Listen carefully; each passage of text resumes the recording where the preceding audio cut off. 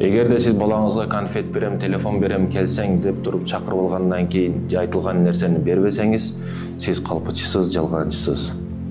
Эмне үчүн мындай нерсеге токтолгум келет? Бүгүн балага кандай тарбия берип жатасыз? Балаңызга мамилеңиз кандай? Бирөөлөр убакыт терүүлүк, материалдык жакты шылтоолоп, бала ушундай, балага убактым жок дейт. Бул кандай маселеде болбосун? Бирөө Россияга кетип калат, бирөө Европага кетип калат, иштейм, акча табам, үй салам, башка деп жүрүп, бала тарбиясын унутуп коет да. Бүгүн мээрим бербесеңиз, балага сүйүп ала турган учурунда сүйүүсүн албай калса, бала эртең сүйүүнү бере албай калат сизге. Ошол учурда нааразы болбоңуз. Бүгүн карылар үйү кыргыз ата-энелерине толуп калган да, карылар үйү. Мурда орустар эсептелбейди. Азыр карылардын үйүн кыргыз ата-энелер толтуруп калган. Ошолордун катарында болбош үчүн дагы балага туура тарбия бериш керек. Жаш кезден кайтып, жаш кезинен баштап туура ступенькаларды коюп келген учурлардан баштасак, мисалы биз бала да ал бала.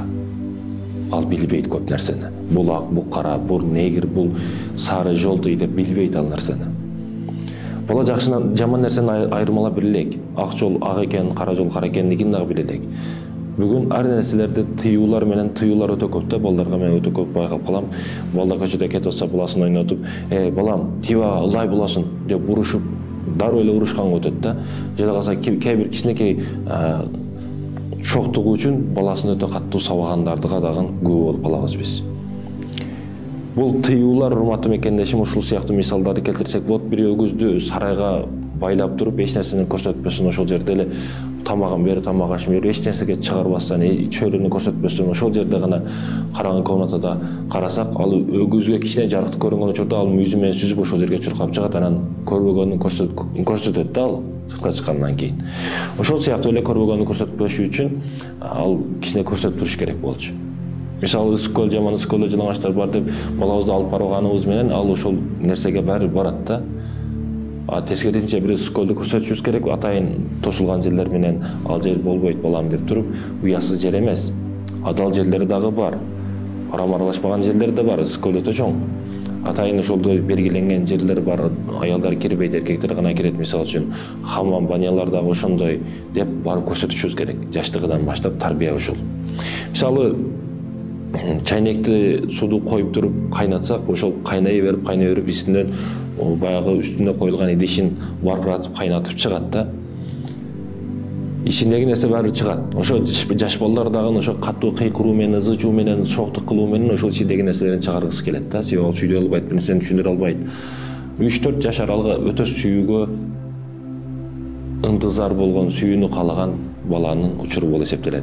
Бир нерседен чочса, бир нерседен коркса, бир чиркей басып кеткан болсо, мама деп чуркап келе турган учуру болуп эсептелет. Ошол учурларда өзгөчө сүйүүнү бериш керек балдарга. Бул тыюу гана эмес.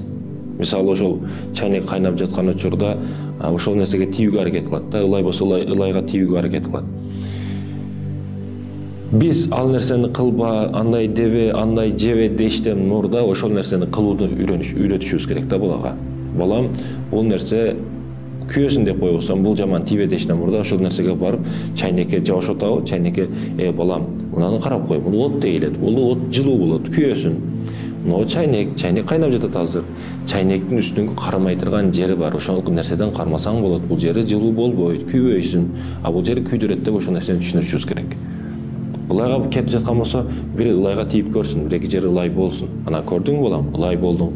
Бул жери ылай болчу, бул жерден тегерен өтсөң, бул жери ылай эмес деп ошол нерселерди кыймыл аракеттер менен, мисалдар менен түшүндүрсөк, бала өтө тез кабыл алат. Анан болбойт деп эле, ар нерсени айтып берсек, бул эң таптакыр туура эмес нерселерден. Баланын кругозорун, баланын ой жүгүртүүсүн кеңейтүү максатында, баланын барлыгын билдирүү максатында дагы бала менен кеңешип туруш керек, сүйлөшүп туруш керек. Мисалы, жөнөкөй эле машина аласызбы, балам, Camry алайынбы, 570 алайынбы, не машина алайын, свети кандай болсун, сарыбы, кызылбы, көкпү, жашылбы, эмнеси жакшы, кандай да күндө күйүп кетпейт, салону кандай жылып кетпейт, мойкада жууган кайсы бир оңой, мотору кандай деп баладан сураган сайын, бала дагы ошол нерсени билүүгө аракет кылат да. Бала ошол нерсеге аракет кылат.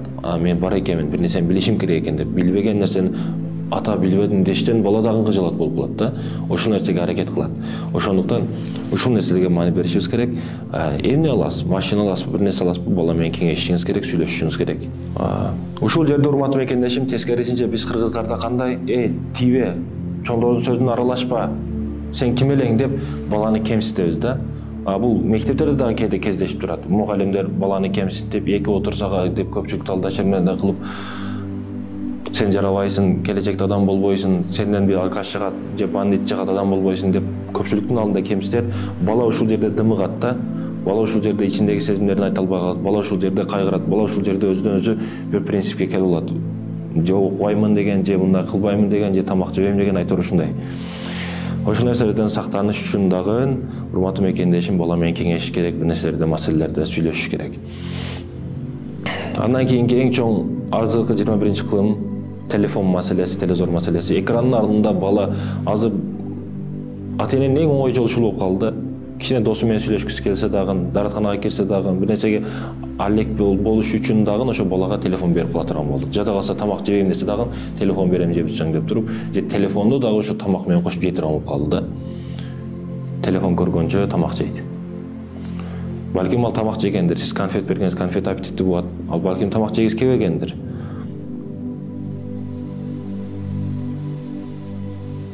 Ар нерсеге телефонду тыгыштырыш туура эмес. Жаштыгынан телефонго үйрөтүү бул таптакыр туура эмес маселе. Эртең телефонсуз жашай албай калат. Ал телефон туура биз чоңдор азыр телефонсуз жумуш бүтпөй калды. Баары жокто телефон, интернет болуп калды. Интернетсиз жумушуң да бүтпөй калды, бирок ошону чек ара менен колдонушты үйрөтүш керек. Жаштыгынан тапылактай телефонду колуна берип, каалаганыңды кыл, каалаганыңды көр деш, бул албетте акмакчылык, таптакыр туура эмес маселелерден. Ошол жаш балдарыбыз, мисалы азыр ар кандай закондор, ар кандай немелер тополоң болуп атпайбы? Виржинстуулар деп, ошол жылаңачтардын тармагында акча өтө көп айланат, ошол жылаңачтар жаш балдарды бузуп атат да. А жаш балдар билбейт да. Ошол нерсеге алданып калып, ошол жылаңачтарды көрүп калып, анан ошондой ар кандай оорулар, ар кандай урологиялык жактан оорулар пайда болуп атат. Ошондон ушул интернет маселесинде этият болуш керек ата-энелер. Балага эмне берип атканыңды кара. Балаң чуркап келип, достум атасы мындай подарка телефон кылыптыр десе, подарок этиптир десе, сен дагы ошону алып бериштен мурда ойлонуп көр. Бир нерсени айтып келсе, балам, ошол досуң алып бериптир, досуң эмне ийгиликке жетти ошол нерсе, ошол аркылуу деп сурашың керек. Бала менен сүйлөшүшүң керек да. Бала ошол учурда таптак ойлору баштат да, ойлоно баштайт. Досум саартан кечке игер ойноп атат телефон менен. Саартан кечке жаман нерселерди көрүп атат. Мен телефонду алып алып эмне кылам? Ошол нерсени досуң ыра көргөн нерсени өзүң ыра көрөсүңбү? Мен кыйналып же табып жаткан акчаны ошол нерсеге ыра көрөсүңбү сен, балам? Эгер ыра көрсөң, таза деп билсең, анда өзүң билесиң, алып берем деген маселеде сүйлөшүү бул албетте баланын ойлонууга түртөт да. Ошол жерде бир окуяны айтып бергим келет. Сумаянын окуясы. 4 подружка бар экен да, 4 дос бар экен, дос кыз. Бул төртөө үчөө эле калыптыр, үчөө эки жака барса дагы үчөө чогуу барып, кезек менен бири-биринин үйүндө чай ичип, сухбет кылышып, чай ичип, ошентип жүрүшөт экен. Күндөрдөн бир күн бирөөсү айтыптыр, биз төртөө элек негизи. Азыр үчөөбүз отурабыз. Негизи төртөө элек. Сумаянын үйүнө бир барбайлыбы, зыярат кылбайлыбы аны дагы дейт экен. Макулдашып ошол жерден сүйлөшүп, Сумаянын үйүнө барышат экен. Эч кандай айтуусуз, эч кандай чалуусуз. Сумаянын үйүнө барса, Сумая шаша-буша келгенине кайгырышты билбей же сүйүнүштү билбей бир тамак кылат экен. Ал айылда апаларыбыз кылат. Картошкага катып калган нандарды, сырок өтүп кеткен нандарды аралаштырып, биз жакта баткенен нан палла деп коет. Ошондой тамакты кылат экен. Бул үчөө подружкасы келген учурда эле бир бала ойноп жүрөт эле үйдө. Ал бала ошол Сумаянын ийниси. Кичинекей ийниси. Алар кирген бөлмөгө күнү жака кирбесен качып кетти ал бала. Учурашкан жок алар менен. Алар кирди, ошол жерде отурушту, келген тамактан жешти билбейт, же тамагың жаман экенин дешти билбейт, айтор бир абалда отурушат үчөө тең. Сумая күтүүсүздөн келдиңер, эми кечиресиңер, кийин келгенде аз бизде халалникте бар жок бар, биз эми ушундай даярдап койдук, тест бишат деп. Халалникте бирок бардык нерсе бар дегенде учурда башка бөлмөдө отурган баягы кичинекей иниси сүйүнгөн кубанган абалы халалникке чуркады. Халалникке чуркап келип, баягыларды ачып карады, бирок эчтеке жок, кайра кайгылып, көздөрү кызарып, бир башкача абалда чыгып кетти бөлмөдөн. Кичине сүйлөшмүш болушуп, ошол жерде ошол күнкү сүйлөшүүсүн бүтүрүштү, дагы чыгып кетишти. Жана булар үчөө подружкасы барып, үчөө досу барып сүйлөшүп кеңешип, буга жардам бербесек болбойт Сумаяга. Биз 4 дос элек, 4 досубуздун 4-үчүбүз кандай болуп жүргөнүн билбесек, биз кандай досторбуз деп сүйлөшүп жардам берүүнү чечти. Эгер акчалай жардам берсек, бунун эрки бар. Мектеп учурунда жоготпогон эрки бар. Бул жардамыбыз кабыл кылбайт. Продукта менен жардам берсек, биз барсак сөзсүз түрдө албайт продуктасын, үстүнөн күлүп атасыңар деген мааниде. Кегеле андан көрө ошол дүкөнчүгө айталы, ошонун Сумаянын көчөсүндөгү дүкөнчүгө айтабыз, дүкөнчү сюрприз катары берет, биз анын акчасын берип коебуз деп дүкөнчүгө барып айтышат. Паланча Сумая деген кыз, ага сюрприз катары берсеңиз, дүкөндөгү акцияларды утуп чыккан, ушу үйгө туура келди деп берсеңиз, биз ошонун акчасын сизге беребиз дейт. Ала бир жума бир айга жете турган продукттарды даярдашат, дагы ошо үйгө алып барып сюрприз магазиндин атынан силерге белек туура келип калды деп берет. Ошол күнү Сумая баягы 3 досун чакырат. 3 досун чакырып, мурдагы күнү келгениңерде биз шашып калдык эле, даяр эмес эле, бар жок. Бүгүн бардык нерсе бар, кегиле агыла жегиле каалаганча деп беришендигин көрсөтөт. Баягы жаш бала дагы качып кеткен жаш бала да келип баягыларды учурашып, жүздөн өп учурашып, кучактап, жаш бала эми баары бир эки жакка өтүп, чуркап, кубанып, сүйүнүп, келиңиздер, алыңыздар, жеңиздер, ичиңиздер, эмне жейсиздер деп ар бир нерсени айтып, бала такшалып, кайра сүйүнүп кубанган абалда бизде жей турган нерсе бар, бизде иче турган нерсе бар, эмне жейсиздер деп баягыла кыздарга бардык нерсени реклама кылып мактанып жатты, айтып жатты. Кубанычта чек жок эле бул балакайдын. Булар ушинтип жардамын ар дайым улантайын деп улантышты. Урматтуу эже карындаштарым, буну эмне үчүн айттым? Бүгүн 3-4төн болуп алып саартан кечке бекерчи болуп отурган кыйбатчы группалар дагы жок эмес. BBC каналдар жок эмес. Саартан кечке ошол бирөөлөрдүн кыйбатын кылып, саат 3-тө келсе, саат 7-де кетет, 7-де келсе 8-де кетет, сааттап бирөөлөрдүн өткөн кеткен кыйбатын кылат. Паланча өлүп калыптыр, анын баласы жаман эле негизи, паланчанын келини кетип калыптыр, анын күйөөсү жаман эле негизи деп жолдон ким өтүп атса же кимдин кулагына тыныч алып калса, угулуп калса, айтор өткөн кеткенин бардыгын кыйбатын кылып, арамдан бирөөнүн этин жеп отурат. Андай кылбастан ошо бала тарбиясы менен алектенет. Мисалы балага телефонду берип коет дагы өзү бир жашыклап, каякта бир досу менен кыйбат кылат бирөөнү, сүйлөшүп отурат. Бала тынчсын деп телефон карматып коет, өзү бул жакта көрүнгөн кеткенин кыйбатын кылып, ушагын кылып отурат. Жок, андай болбош үчүн ушул хикая окуяны келтирдим мен. Биз ушундай сумаяларды издеп табышыбыз керек да. Булар өзүнүн эрки барлыгы үчүн бирөөгө барып, өзүн ылдый кылып көрсөтүп жардам сурабайт. Бир ушундай сумаяларды таап жардам беришибиз керек. Ошондойлорго убакытты теке кетирбестен бала тарбиясы менен алек болушубуз керек демекчимин.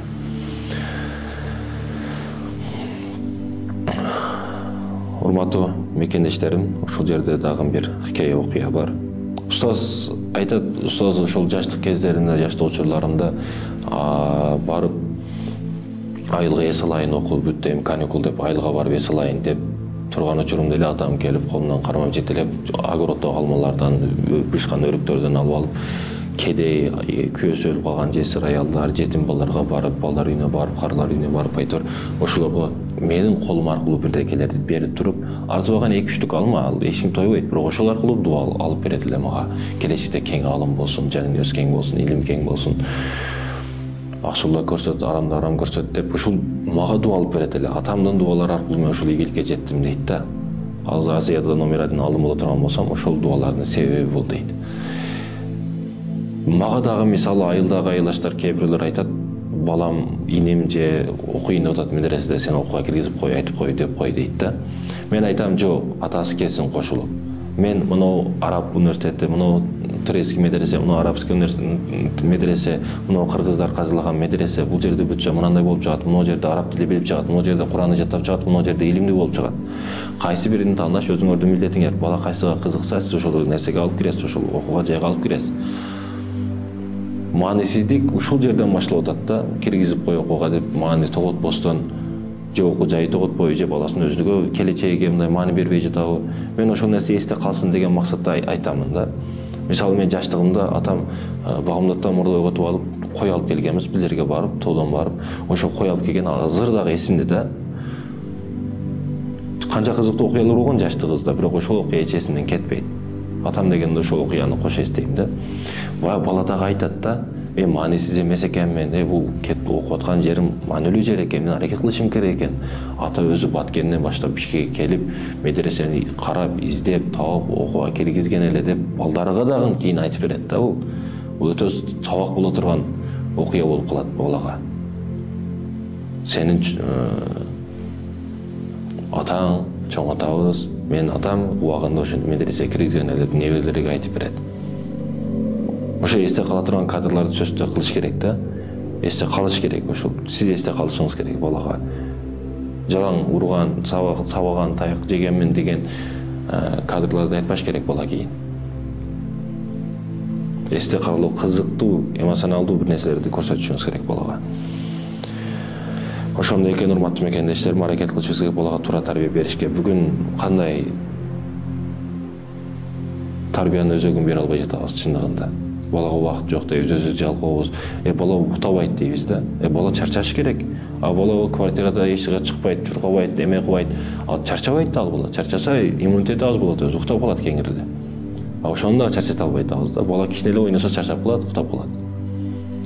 Бала кээде күрөшкөндү каалайт, кээде тополон кылганды каалайт, кээде зыч кылганды каалайт, кээде атасы менен кучакташып ойногонду каалайт. Семирип курчак салбаган же ойногонду билбейт, же менен аталык милдетин кыла албай жатат да бүгүн. Бала менен кеңирип, бала болуп, ойноп, күрөшүп жаткан учурда мындан көрсөтүп, балам бул мындай деп, балам сен мына Хабибке окшоп күрөшүп атасың, балам сен Ажыл Махмудка окшоп атасың, балам чапканда мындай чап деп, балага ошол нерселерге кирип, актер болуп үйрөтө билишибиз керек да. Балага бала болуп жеткизбесек, ал албайт, кабыл кыла албайт. Бүгүн сиз чоң болуп алып, 60 жылдык жолду жүрүп алып, 60 жашка келип алып, анан 3 жаштагы баладан сен ушундай болушуң керек, ушуну кылбашың керек, мындай кылышың керек деп туруп талап кылышыбыз, бул албетте акмакчылык болуп эсептелет. Ушул тууралуу жашка байланыштуу окуя эсиме түшүп кетти, азыр айтып берем. Бир короз бар экен да, бары жокту көрүп калган, бары жокту түшүнүп калган, кайсы учурда кыйкырыш керек, кайсы учурда кыйкырбаш керек, периштелерди көргөндө кыйкырыш керек, анан кандай кыйкырыштын жолдорун да билип калган, эми профессионал короз экен да, жаштагы чоң. Күнөрдөн бир күнү эс алып жатса, бир өзгөчө бир үн угулат экен да. Тоок десе тоок эмес, каз десе каз эмес, короз десе короз эмес, бир башкача үн угулат экен, бир кыйкырат экен да. Анан бул дагы таң калып, сыртка чыгып, карайынчы ким кыйкырып атат деп чыкса, барды карап турат экен, эне тооктан сурайт экен, эмне болду, ким десе, бул чөжөдөн кандай короз десе, бул эми ачып чыккан чөжө, бул чөжө короз дейт экен да. Жумурткадан эми чыккан чөжө короз дейт экен. Ушундай үнү жагымсыз, ушундай бир жаман, ушундай бир кыйкырышты билбеген чөжө короз экен да. Арадан убакыттар өтүп, короздагы профессионал короз уктап эс алып жатса, бир өзгөчө бир кооз үн угулат экен. Короздун кыйкырыгы угулат экен. Анан сыртка чуркап чыгат экен. Караса бардык тоок, чөжө бардыгы карап турат экен, баягы бир короз кыйкырып жатат экен. Бул ким десе, баягы тукумдан эми чыгып, жумурткадан эми чыгып, кыйкырганды билбей жаткан, кыйкырышты билбеген короз мына бүгүн чоң ойду эр жетти, чындап кыйкырып жатат дейт экен эне тоок. Корозга карап, мына эми жетилипсиң, уулум деп коет экен. Окуя ушул жерде бүттү, бирок кыссадан кысса чыгарабыз, окуядан сабак чыгарабыз, пайда чыгарабыз да. Биз балдар, мисалы жаш балдар, биз кичинекейлерибиз да, мисалы үчүнчү. Биз мисалы мынау китеп экендигин билбейбиз, мынау китеп экен, мынау китеп, бул окуш керек, ушул нерседе көп нерсе баардыгын биз түшүнө элекпиз. Мисалы бизге ручка десе ручка жазышын билбейбиз, парта десе парта үстүнө отурсак сынып калышын билбейбиз. Мисалы үчүн кружканын кармап катуу жерге түшүп кетсе аны сынышын дагы билбейбиз да эмес. Жаш балабыз себебиз.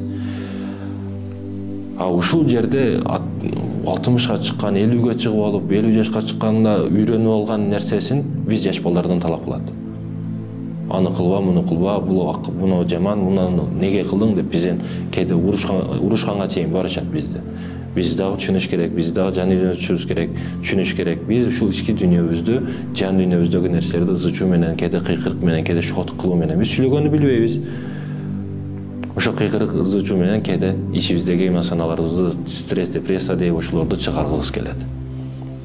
Сиз бүгүн 50-ге 40-ка чыгып алып, ошо жаш баладан, 2 жашар, 3 жашар баладан ошол нерсени талап кылышыңыз, өзүңүздүн деңгээлиңиздеги нерсени талап кылышыңыз бул албетте таптакыр туура эмес маселе.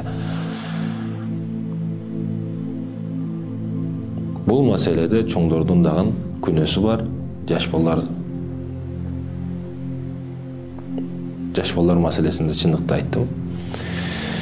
Урматтуу мекендештерим, бала тарбиясы тууралуу сөз болду азыр. Балага туура тарбия беришибиз керек чындыгында. Биздин келечегибиз балдар болуп атпайбы? Бала дегенде эле биздин келечегибиз, мисалы балдар деп коебуз, бирок мунун астында өтө чоң маани жатат.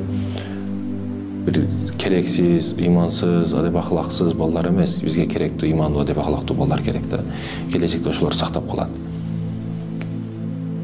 Эгер туура эмес адамдар барып калса, мисалы бийлик жагыбызга, мисалы кетет да, алмашат да. Адилеттүү падыша келген, адилеттүү падышадан кийин анын бир акмак уулу келип калган. Акмак уулу анан падышачылыкты, мамлекетти жок кылып берген. Мындай тарыхта мындай окуялар өтө көп болгон. Туура баланы тарбия кылып бериш үчүн туура адамдар тарбия алыш керек да. Туура тарбия бериш керек. Атанын өзүндө жок болуп турса, эненин өзүндө жок болуп турса, кантип тарбия берет? Мисалы устаздар айтат, биз жаштыгыбызда кичинекей өйдө жагыбызды көрсөтүп койсок эле, неге жечиндиң деп кийинирет эле. Бүгүн апасы өзү жылаңач болуп жүрөт. Балага кантип кийин деп айтат. Абрет балам киндиктен тизеге чейин абрет болот эркектердики деп мына түшүнүрүп тарбия бере албайт. Өзү тизелеринен жогору шорта кийип жүрөт го. Баласы менен кеңири жылаңач болуп, бул мужской баняго деп жуунуп жүрөт. Кандай тарбия болду? Балам бар арак алып кел деп туруп, арак алып келгени үйрөтүп атат. Арак кандай экендигин үйрөтүп атат. Бала кызыгат келип атып, эмне экен дейт. Насвай алып кел дейт. Насвай алып келсе барып жытын жыттап көрөт. Эмне экендигин кармап көрөт, каерден алганды үйрөнөт. Сому тыйыны канча экендигин кээде бир экөөсү оозуна кирип кетет, кээде жеп көрөт, атайын бир текшерип көрөт, атам ушуну кылып атат, мен да кылып көрөйүн деп кызыгып көрөт. Балага бул нерсени кылба дегениң сайын ал нерсеге кызыга берет бала. Мына бөлмөгө кирбе, бул кабинетке кирбе деп эшикти жаап койсоң, ал бөлмө ал бала үчүн бейиштей көрүнүп кетет. Жапжакыр бар жогу бар, оюндары бар, игралары бар, тангалар куулап келип атат, балдар качып кетип атат, баягы коёндор качып кетип атат, карышкырлар куулап кетип атат. Айтор ал үчүн капкара токойдун ичиндеги бир аппак бейиштей көрүнүп калат ал бөлмө. Ал жака кирбе деген бөлмөңүз. Ал балага тыйыштан мурда ал балага көрсөтүш керек. Бул жери мындай кылсаң мындай болот деп көрсөтүү аркылуу. Бүгүн арам нерсени көрсөтүп аткан ата-энелер жок эмес. Балам айтып кой, үйдө жок деп кой деп туруп жата берет. Мага паланча кар сурап келди, балам жок деп койчу мени деп коет. Балага ушул жерде тарбияны бузуп атат. Калп айтканды өзү үйрөтүп атат, өзү реклама болуп атат, өзү үлгү болуп атат. Мисалы, сиз бүгүн кимди үлгү тутасыз? Мисал үчүн, пайгамбарыбыз саллаллаху алейхи вассалам үлгү тутуп ошону жашоодон аракет кыласыз да жашаганга. Эми баланын үлгүсүндө сизсиз да, ошо пайгамбарыбыздын эрежелерин үйрөтө турган адам дагы сизсиз бала үчүн. Эми сиз өзүңүз туура эмес болуп атсаңыз, өзүңүз баланын байсалуу болуш эмес, бузулушуна себепчи болуп атсаңыз, анда кандай атасыз сиз? Ата баланын тагдырын кээде талкалап коет, кээде өйдөгө көтөрүп коет. Кантип талкалайт? Ошо арам нерселерди үйрөтүү менен да. Сартан кечке телефонун берип коет, контрол жок, эмне кылып атат, эмне жеп атат, ким менен көчөдө жүрөт, чөрөсү кандай. Бала жаштыгынан эмне жейт, эмне ичет бир көйгөй маселе да. Эртең үйлөнүп, жайланышы, турмушка чыгышы өзүнчө бир көйгөй маселе. Андан кийин жүрөктө сакталат да ал бала. кыз мисалы кыздуу болсо эркек кишилер кыздуу болгондор билет, жүрөгүн жарым ошо кыз болуп калат да, кыз балада болуп калат. Турмушка чыккандан кийин дагы ой эс дарды ошол кызында болуп калат. Тарбияны туура иман ислам аркылуу берсе, иман ислам тарбиясын алган кыз бул эч качан кор кылбайт, шерменде кылбайт сизди.